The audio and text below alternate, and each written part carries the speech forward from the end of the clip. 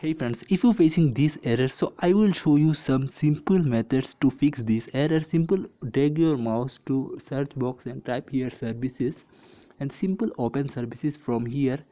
And first of all, select any services from here and press W button on your keyboard. Simple, little bit scroll down, and here you can see the Windows installer. Double click on it.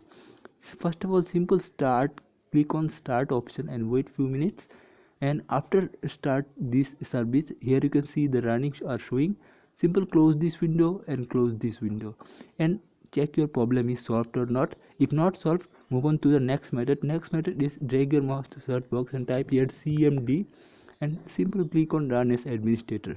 Now after open cmd, simple type this command carefully, sfc space / scan now, and hit the enter button on your keyboard, and be patient and wait until finishing this process.